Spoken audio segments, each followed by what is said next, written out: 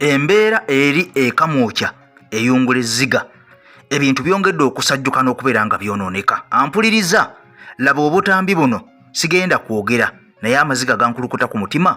Nkakasa naawe bw'onoolaba vidiyo eno kyogenda okubeera nga ofaanana nga nze. Kankusabe n'obwombe firi eno ogiraba ogimaleyo, sooka ogiwe ekigalo mu kanwa gwange ampuliriza, kubanga ebigambo si birungi, byo byayonoonese dda.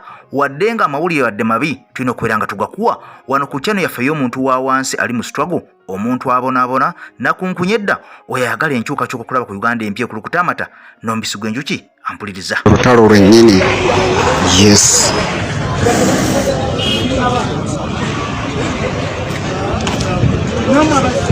Manyi mulina Katonda gwe mukkiriza, abasirikale muweddeko mumanye babakozesa bukozesa. Bishop amanya Nze Bishop Tomusange okuva mu Mityana North.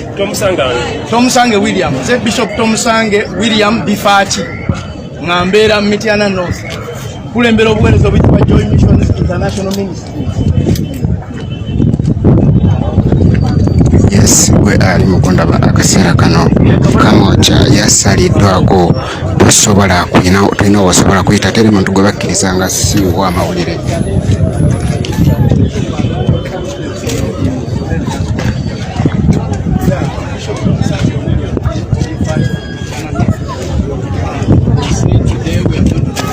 Yes, ekikyo mukulaba Ekamwokya yasaliddwako, teri muntu akkirizibwa kuyingira, teri muntu akkirizibwa kuyingira kitebe ky'Ekamwokya. Ennamba zisaliddwako era nga kikyo mukutegezaako gwe eyakatuuka ku Logiro TV. Yes, gwe eyakatuuka, omwogezi w'ekibiina yawambiddwa dda, Joel Ssenyonyi yawambiddwa dda, ate bw'ova ku Joel Ssenyonyi ne Secretary General yawambiddwa. Yes, Secretary General yawambiddwa, naye kiyinza okutegeeza gwe muganange Cannot even allow us to pray. We have to pray God to bring a difference, God to bring a change, to bring a leader that will allow people to go for prayers. Bino byonna byabaddewo nga omusumba ono amanyiddwa nga Tomusange William Bifachi tannaba kubeera nga akwatibwa, kw'ossa omubaka amanyiddwa nga Honorable Joel Ssenyonyi, kw'ossa omusabawandiisi Lewis Lubongoya nga tebannaba kubeera nga bakwatibwa. Wabula embeera nkugambye nti amagye gatandise okuyika Ekamwokya ssaawa 8 ogw'okumakya obutakkiriza mbeera yonna. Mwenna mukimanyi Mwami Museveni agenda kubeera nga ayogerako eri eggwanga mbukumeefuga. Ono batidde nnyo okuli ebigambo bigenda okuva President Robert Kyagulanyi Ssentamu, kubanga bakimanyi President Kyagulanyi Ssentamu bw'aba ayogedde ne Museveni n'ayogera, ebya Museveni babirekawo. Kankuwa obutambi nga abantu bano tebannakwatibwa ate olaba ekibaddewo. from the cameras.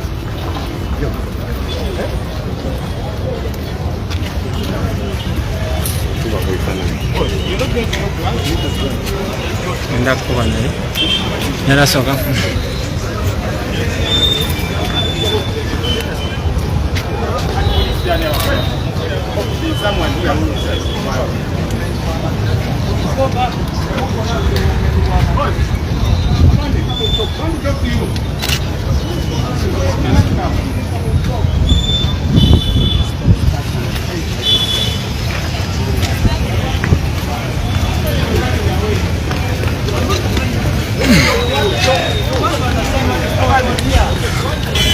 Yeah.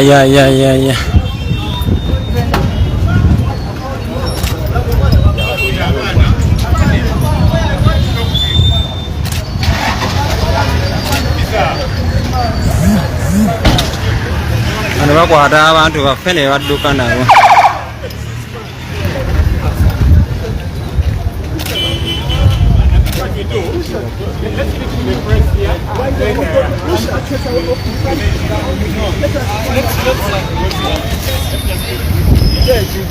Kyekiganye wano.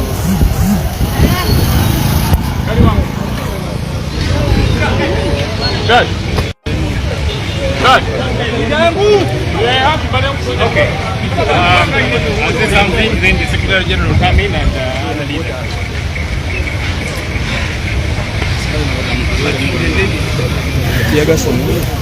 take it out. This background, okay? Take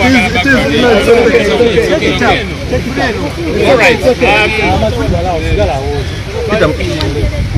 So today we had a press briefing, and it was joined with prayers. We are going to meet with families of our comrades, those who were killed, those who were disappeared, and those who are in detention, their families, to meet with them, pray with them, and have a press conference therein as well, and communicate a couple of issues, and a registered police profile. Very early morning, please, people here, the lot of our officers, meeting people, anybody that are trying to access our offices, bannaye mwenna abali ku Sama Uganda Media Sama Uganda ali ku YouTube network tulimuko busy naye nga agenda ku YouTube agita Sama Uganda MM.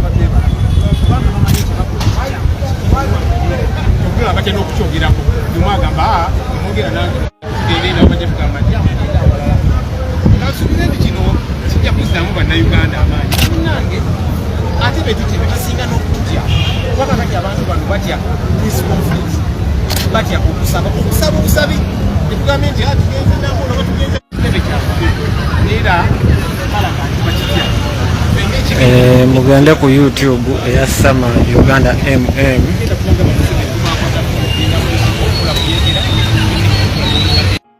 Honorable Jore Sonyonyi kw'ossa Lewis Lubongoya basangiddwa boogerako eri bannamawulire bano ne bavumbakatira ne babateeka mu drone ebadde namba UAL 543T enono nga ibavuze mpaka kira ku police station mukwano gwange ampuliriza kaakati ekibadde ekira ku police station bakubye abantu emiggo bayuzizza abantu engoye okuwagira National Platform mu Uganda gwafuukira ddala musango wadde ng'ekibiina kino kiriwo mu mateeka njagala nnyo ojjukire nti bukya Uganda yeefuga emaze emyaka 61 naye kisinga okubeera nga kikwewunyisa mu myaka 61 Museveni oba mwami Museveni atufugiddeko emyaka 40 mirambirira muntu omu emyaka 20 gye gisigadde gy'abakulembeze bali abalala naye kisinga okwewunyisa ebintu byolaba ebisinga okubeera ng'obiraba n'amaaso go byakolebwa mu myaka giri 2 ate si myaka gino 4 kati laba akatambi kano wali ekira police station ng'abasajja bano batuusiddwayo ekibaddewo bannayuganda bakubiddwa emiggo abala ne bakasukibwa nga bakasuka embwa kamba kuwo balabe. Yes, ne Joel Sonyonyi bawambiddwa baleeteddwa ku poliisi ya Kira Road.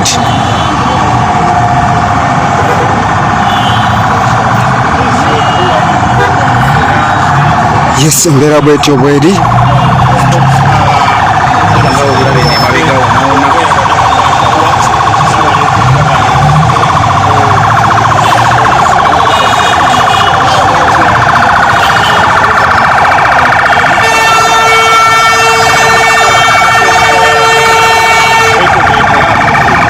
Breaking news eriyo Council Lewis awambiddwa ne spokesperson Joel Sonyonyi batwaliddwa tuli ku poliisi ya Kira Road kaseera kano. 61 years of independence, and that's how it can be. The Lord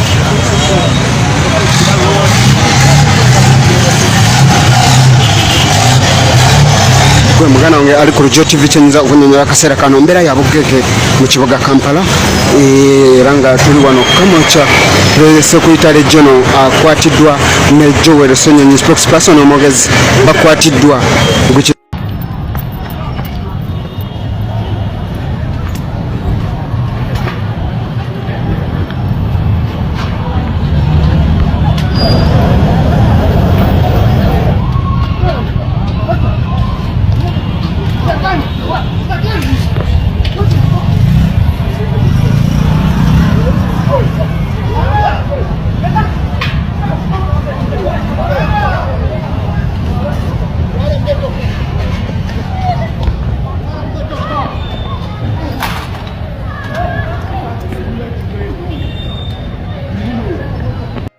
Uganda wali buli omu ayina ku magezi yeekabirako kubanga eyo yembeera eriwo ku lunaku luno nga 9 Uganda lwe yafuna ameefuga oba mukwano gwange ampuliza lwe yatandika okubeera nga yeetwala ngeri independent oba lwe yafuna independence. Kakati bannayuganda abamu bakubiddwa emiggo, abalala basibiddwa, naye ng'ekibasibya kiri kimu, bagaaniddwa okubaako kye boogera ku lunaku luno wadde nga pate eyaabwe weeri mu mateeka. Kati kino kyonna okubeera nga weekiri kiddiridde oluvannyuma lwa Mwami Museveni okubeera nga agenda kubeera nga ayogerako eri Uganda, naye bano nga bakimanyi nti Mwami Kyagulanyi bw'aba ayogedde ebya Mwami Museveni tewali abiwuliriza, byonna bannayuganda babisuula mu kasero.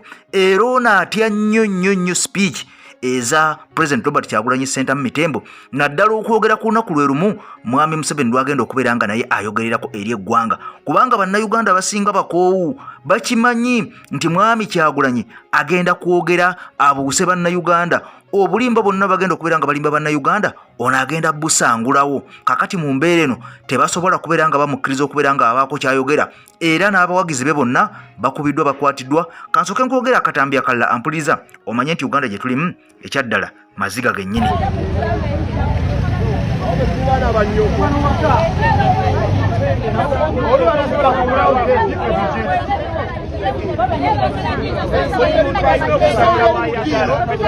Ensonga eri mu kiro mukulu Museveni olwalala mutiitiizi akimanyi nti information gye tugenda kufulumya olwaleero ekwata ku kibiina kyaffe ne bannayuganda abali makomera, abaafa, abuliddwa, abawambibwa, egenda contradictinga ne statement zagenda okukola ekitigumu, n'olwekyo atidde omuliro ogenda okuba wano olwaleero. Naye tubagamba ekigambo kimu, tetulina mundu, tetulina kyetulina ati tulina maanyi g'abantu ate magamba ekigambo kino wammanga tetugenda kuva wano. President tulinda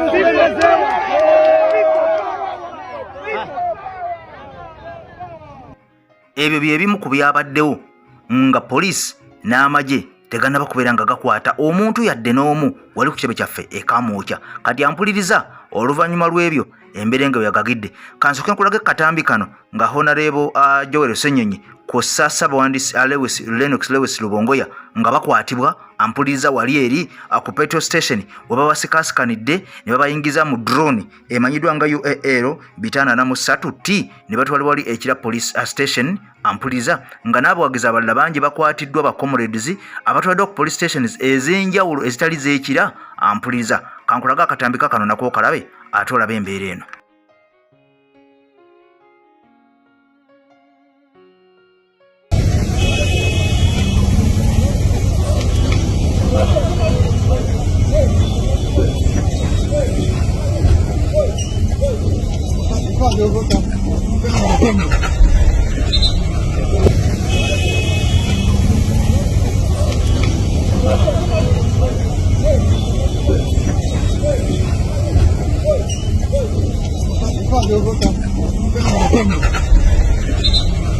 Ajimiti omusomi w'ekitabo era omusomi w'edduwa nkozesa kyoto kino ekyoto kino kiba kitagombolola lwaleero ku kyoto kuno kunyambira abantu bange buli muntu yenna alina ekizibu kye ojja ku kyoto kino n'osuulako akabaani ne nkusabira buli alina ekizibu naddala mu abali e Bulaaya n'ompereza amannya naye nga suula mu kyoto kino ne nkusembera edduwa ne nkuggyako ebizibu n'ebiba bikusumbuye walemererwa mirimu ki ddala mu abali e Bulaaya abali mu nsi muno mu Uganda abalemeddwa okufuna visa nantegeeza eri abaana Adamu nkozesa nkofu ku kyoto kuno namala okusindika enkofu eyo negenda ebanja amabanja ge bakubanjiza gonna gwe yalema okufuna okuweebwa hajimiti nkozesa amazzi ku nnyanja kuno kumulengera ku mazzi wano hajimiti nga bwe nnyimidde olwaleero ng'okumansira abaana Adamu bompereza ebiwandiiko byonna bye bompeereza ng'oli e Bulaaya mbikwata ne mbizinga ne mwandika kapapula ne mbisula mu nnyanja ne nsaba Allah gwe nsinza asumulule ebyo bye babikulemeredde awa visa agifuna alemedde ofuna omusajja omulungi amufuna nsangibwa ku nnamba 0752 Ampuliriza saagala weerabire ebigambo ebiriwo essaawa zino nga President Robert Kyagulanyi Ssentamu okuva olunaku lwe yawambibwa ku nnyonyi ya Rwanda ebigambo bikyasajjuka era bikyeyongera okubeera nga bikwata wansi ne waggulu. Omukwano gwange ampuliza amawanga ag'enjawulo gaavuddeyo dde okubeera nga gateeka ku mwami Museveni ekiyinja nga muno mulimu eggwanga erya Amerika, mulimu eggwanga erya Norway, mulimu eggwanga erya Bungereza nga n'eggwanga erya South Africa erikulemberwa President nalyo lyegasse. Mukwano gwange ampuliza mu nsindikagano eno eya President Robert Kyagulanyi Ssentamu njagala era ojjukire nti eggwanga erya Rwanda baamaze dde okubeera nga baliteeka ku nninga n'ekitongole ekikola ku by'entambula z'ennyonyi ekimanyiddwa nga Civil Aviation Authority nakyo mukwano gwange ampuliriza ebintu si bye birungi ennyo ebiri awo ebisanyusa okuva mu mbeera eyo. Kati kankulekeremu akatambi kana ampuliriza osooke okwetegereze okannyonnyoke olabe ebigambo bino ombuulire ensonga eno gwe nga gwe Munnayuganda ojogerako ki. Nze Ekemwokya w'omuzindalo nkusaba n'obwombe fidi eno osooka ogiwa ekigalo mukwano gwange ampuliriza ompyo subscribinge ku mukutu gwaffe ogw'omuntu wa wansi tutambule nga ffenna waakaabeerawo nja kubeera nga mukwaka nzije katono nkwongera akatambi akalala olabe ate ekirala ekiguddewo Ekamwokya.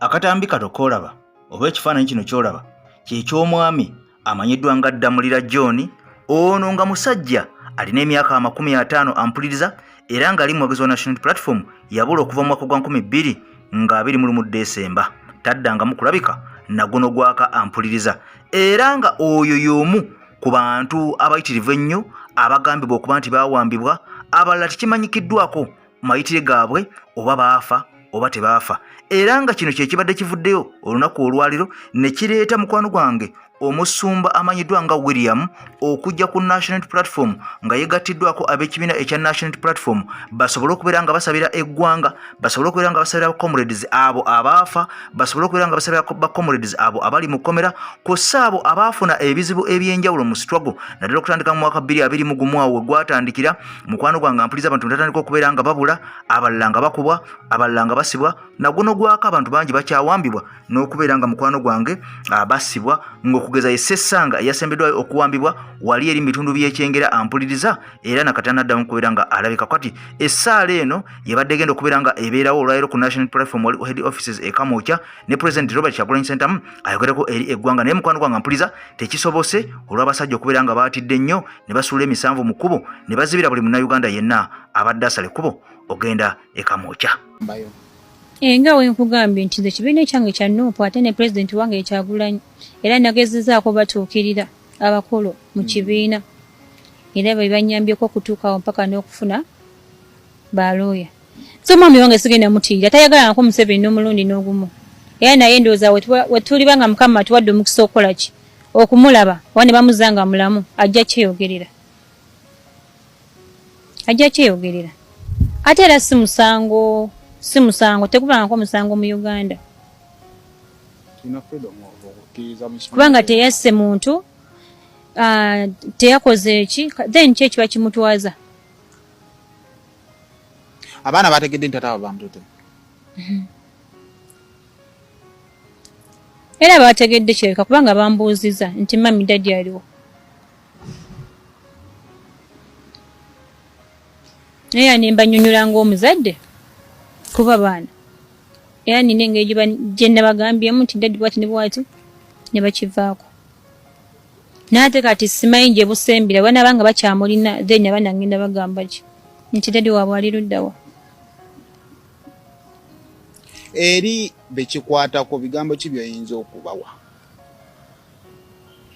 nze kyanyiza okugamba gavumenti nti ebyo byerowooza nti omuntu abanga tabawagira kubanga tali ku sayidi yaabwe nti musango abo bagenda kukwata bangi ate bakyakwata bangi n'ate ekisinga okuluma nti bagenda ne bakwata abantu baffe ne bamazaayo mwezi mwaka mulamba n'amaanyi babata ne babasuula eyo nga tebalina kibabavunaanye omuntu bamukosezza oluusi bavayo babakubye ebiiso simanyi mwami wange kyaliko saawa zineeno ne bagenda omukomyawo nga mufu kumpi